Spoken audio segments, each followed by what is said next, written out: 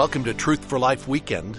Today we're beginning a new study called History, Mystery, Divinity. This will help prepare our hearts for the coming Advent season. We often think of the Christmas story as beginning with the angel's visit to Mary, but Alistair Begg wants to take us back before that to a miraculous story that involves Elizabeth and Zechariah.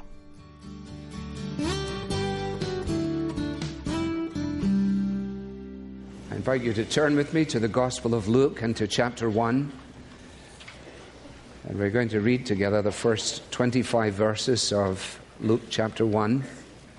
It begins with an introductory paragraph as Luke dedicates this to Theophilus and through him to all who would then read. And then he proceeds with the account as he has given it to us. Verse 1, "Inasmuch as many have undertaken to compile a narrative of the things that have been accomplished among us, just as those who from the beginning were eyewitnesses and ministers of the word have delivered them to us, it seemed good to me also, having followed all things closely for some time past, to write an orderly account for you, most excellent Theophilus, that you may have certainty concerning the things you have been taught. In the days of Herod, king of Judea, there was a priest named Zechariah of the division of Abijah. And he had a wife from the daughters of Aaron, and her name was Elizabeth. And they were both righteous before God, walking blamelessly in all the commandments and statutes of the Lord. But they had no child, because Elizabeth was barren, and both were advanced in years. Now, while he was serving as priest before God, when his division was on duty, according to the custom of the priesthood, he was chosen by lot to enter the temple of the Lord and burn incense. And the whole multitude of the people were praying outside at the hour of incense. And there appeared to him an angel of the Lord, standing on the right side of the altar of incense. And Zechariah was troubled when he saw him, and fear fell upon him. But the angel said to him, "Do not be afraid, Zechariah, for your prayer has been heard, and your wife Elizabeth will bear you a son, and you shall call his name John. And you will have joy and gladness, and many will rejoice at his birth, for he will be great before the Lord. And he must not drink wine or strong drink, and he will be filled with the Holy Spirit even from his mother's womb. And he will turn many of the children of Israel to the Lord their God, and he will go before him in the spirit and power of Elijah, to turn the hearts of the fathers to the children, and the disobedient to the wisdom of the just, to make ready for the Lord a people prepared." And Zechariah said to the angel, "How shall I know this? For I am an old man, and my wife is advanced in years." And the angel answered him, "I am Gabriel, who stands in the presence of God. And I was sent to speak to you and to bring you this good news. And behold, you will be silent and unable to speak until the day that these things take place, because you did not believe my words, which will be fulfilled in their time." And the people were waiting for Zechariah, and they were wondering at his delay in the temple. And when he came out, he was unable to speak to them, and they realized that he had seen a vision in the temple. And he kept making signs to them and remained mute. And when his time of service was ended, he went to his home. After these days, his wife Elizabeth conceived, and for 5 months she kept herself hidden, saying, "Thus the Lord has done for me in the days when he looked on me to take away my reproach among people." Amen. Now, I don't think that many of you will recall the fact that on this particular Sunday last year, as we began to get ready for Christmas, we turned in the Bible to the second chapter of the Gospel of Luke. During the week, I was thinking to myself, I wonder why we started at the second chapter. Why did I neglect chapter 1? And so, feeling that way, I decided that I would have the opportunity to rectify that, and that is why we have begun this morning to read Luke chapter 1. The title of this morning's study should be no surprise to you. It is called Elizabeth and Zechariah, or Zechariah and Elizabeth. It made me think of Nicholas and Alexandra. It maybe didn't make you think of that, but that was what was in my mind, and so I said that will do fine. It is all about God's work in the lives of this very interesting couple. Now, Luke, and we needn't take a long time on this, along with all of the gospel writers, begins with John the Baptist. In fact, Luke is the only one who begins with the birth of John the Baptist. And as we've seen in the past in our studies, his meticulous approach to things comes out so clearly in this regard as well. We've said again in the past that we like the way in which Luke approaches and introduces his gospel.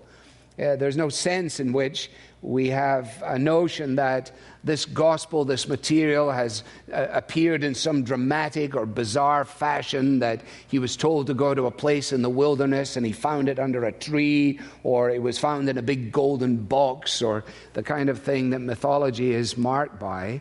No, he says very clearly as he addresses this and dedicates it to Theophilus that his gospel is the product of his own careful investigation.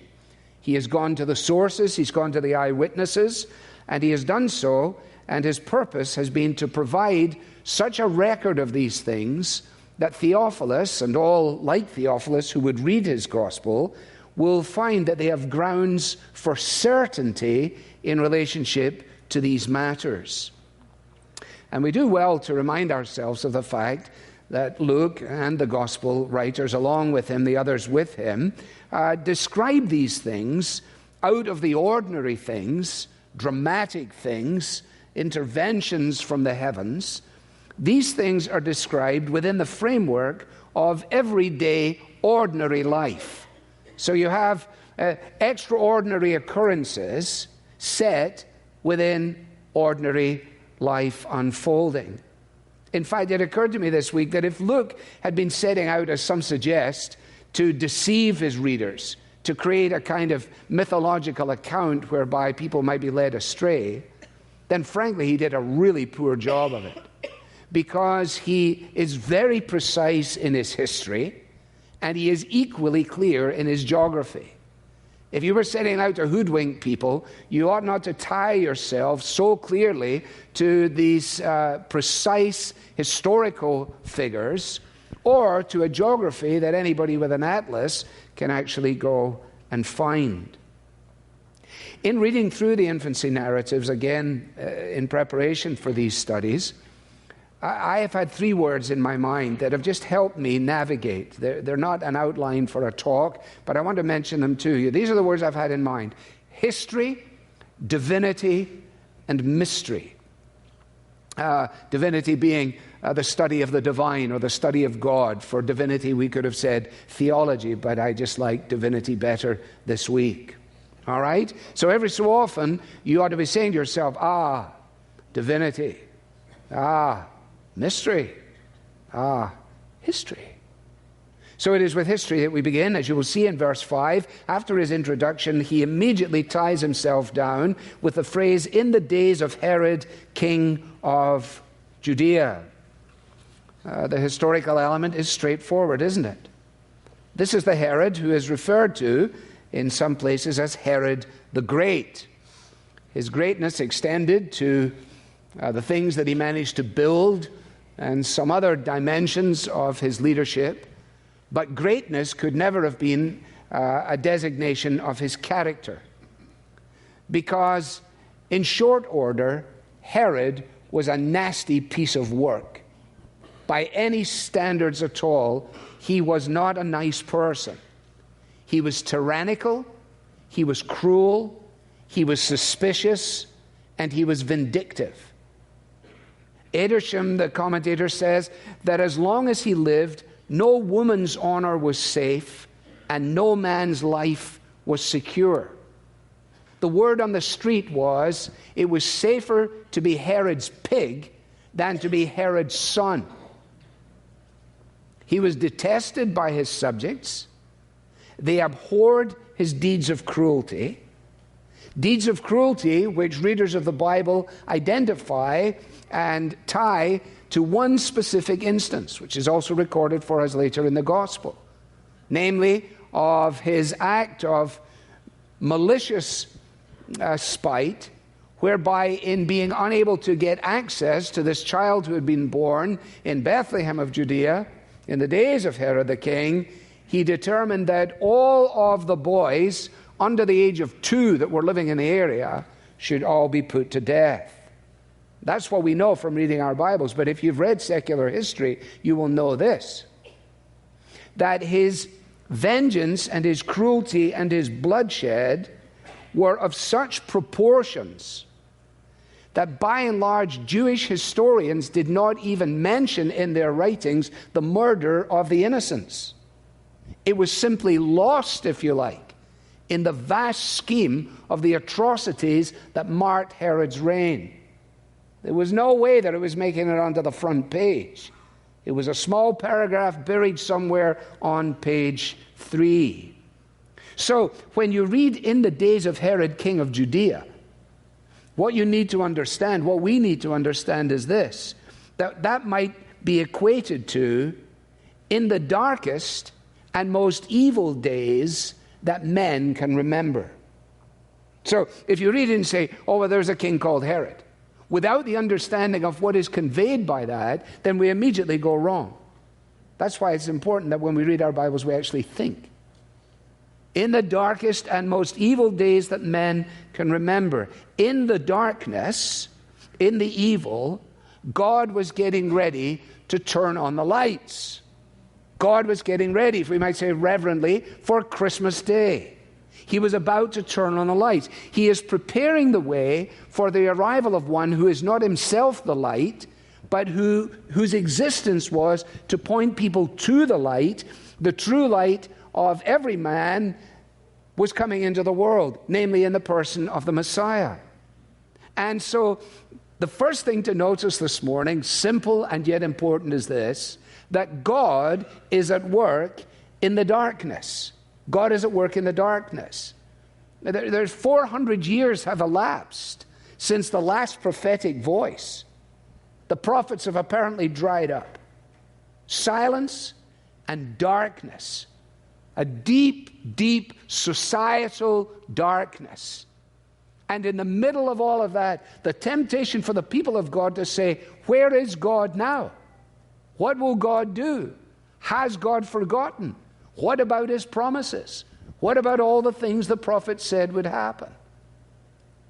And in the days of Herod, king of Judea, there was a priest named Zechariah. So the camera, if you like, sweeps from the palace of this despot to the home of a devout priest.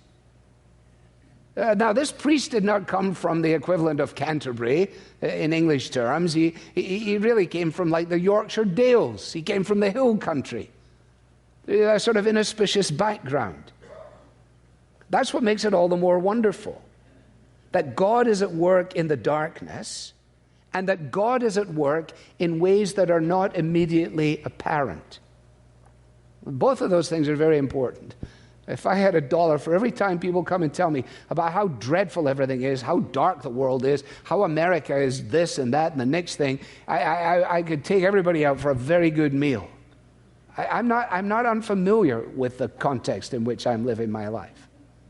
But I am also aware of the fact that God is at work in the darkness. And that God is at work in ways that are not immediately apparent. In the days of Herod, king of Judea, there was a priest named Zechariah. Whoa! Well, there's something, huh? What are you going to do with this? Well, read on. Of the division of Abijah. Oh, now it's falling into place, isn't it? Oh, we're making sense of it now. How dramatic and amazing is this? There's nothing dramatic or amazing about it at this point. Nothing at all. In fact, I was delighted that when I read this phrase, and I hope you are too, because now I understand.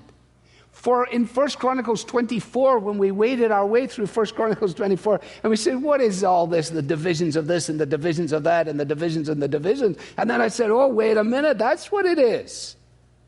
God had decided that the priests under the order of Aaron should be formed out in this way. In post-exilic Israel, there was only about 4 of the groups left, but still the designation continued. And what Luke is telling us here matters, That Zechariah was part of the division. That was his core, if you like. That was his area of responsibility. And he came down into the framework of Abijah. Do the homework for yourself. Not only was a priest, but he also had a wife who was the daughter of a priest.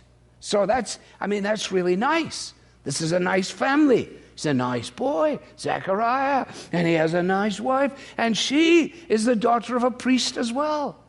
And what would it be like if we went to their home? It would be wonderful. Why? Because of what we're told. And they were both righteous before God. What does that mean? It means they served God. They loved God. They obeyed God. And when it came to abiding by the statutes of God, which is what it says here in verse 6b, when it came to abiding by the commandments of the Lord, they were as blameless as it's possible for a couple to be. They weren't perfect, but they were really, really good. So far, so good, but, verse 7, they had no child because Elizabeth was barren, and both were advanced in years. In other words, they were at least 60 years old. Because at this point in time, 60 was regarded as the threshold for agedness. They didn't know that 60 is the new 40. How could they? They didn't know that. So if you imagine them as a couple, here they are. He goes to his priestly duties. He comes home. They have a nice meal together. They talk about the fact that life has unfolded as it has. The twilight of life is now a shadow upon them. They huddle together. They pull the blanket over their knees and they think about where they've been and they ponder the prospect of the future, and they have no children to brighten up their day or to cause them concern. She is childless. She is barren. It stood as a symbol of the fact that somehow or another it would appear that God had been displeased with her. That's the way they thought of it. So culturally, the context is deep darkness, and personally, there's a shadow over their home. But their names would be a help to them. When they spoke to one another in the morning, they were actually not simply giving each other a designation that would be helpful by way of identification, but also affirming certain things that were true of God. Because Zechariah actually means the Lord remembers. Or the Lord watches over you. In Psalm 121, he watches over your going and your coming from this time forth and even forevermore. All of that is wrapped up in the name Zechariah. And Elizabeth means, my God is an oath. Or my God is faithful. Or, if you like, my God keeps his promises. So in the morning when she woke up and she reached over and she reached out for Zechariah, she said, "Good morning, Zechariah, how are you?" Zechariah was a reminder to us that the Lord is watchful. And he says, "I'm okay. Elizabeth, did you sleep?" She said, "Yes, I did." He said, "You know, Elizabeth, the Lord is faithful. I don't know what the future holds for us, but I do know this, that God is all that God has pledged himself to be. And this God is at work in the darkness. And this God is at work in unlikely ways. And thirdly, this God is at work in the line of duty. Because he was serving as a priest, verse 8 tells us. And when his division was on duty, according to the custom of the priesthood, he was there to do what he had to do. Now, he would have been well known in the temple. They would have seen him day after day and week after week when it came his time and so on, and he would perform the functions that were assigned to him. But now something very significant has happened. This is verse 9. He was chosen by Lot to enter the temple of the Lord and burn incense. Now, again, you're going to look at that and say, "Oh, well, that's very interesting. I thought that's what priests did in any case." No, you need to understand something. This is highly significant. There was only one temple, but there were thousands of priests. Josephus, the Jewish historian, estimated conservatively that there were 20,000 priests that served in the temple. And the assignment for the burning of incense, although it took place in the morning hour and in the evening, was an assignment that was made as a result of the drawing of lots. So what were the chances that your name was going to get pulled? Well, you can do the mathematics. Don't confuse me.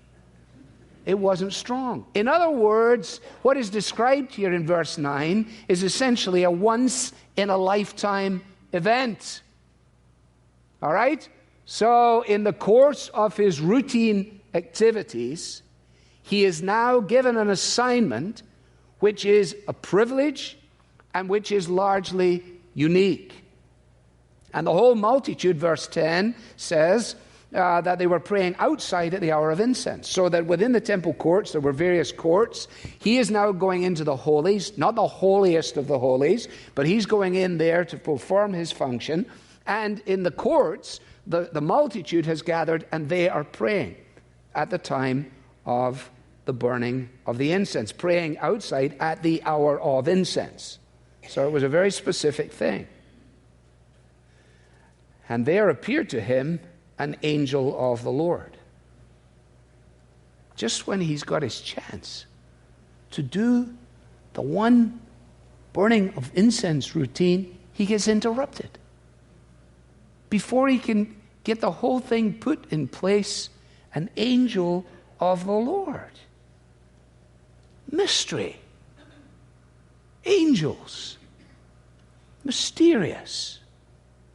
An angel of the Lord. Divinity. At the routine hour of the burning of the incense. History.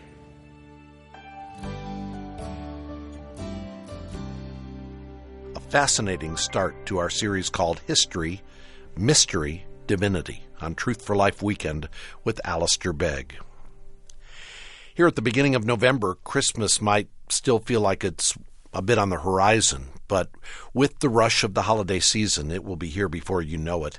We trust this series will be a helpful way for you to prepare your heart and to focus your thoughts so you can keep Jesus at the center of your holiday celebration. With that in mind, we also have a variety of Christ-centered resources available on our website, including audio messages, devotionals, and videos. Most of this is free to access, or it's available at our cost to produce. Just go to truthforlife.org to start exploring.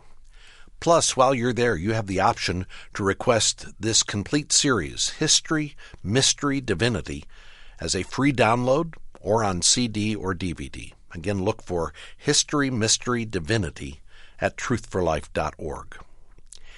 And in addition to all these resources, we also select books to highlight each month that come highly recommended from our team.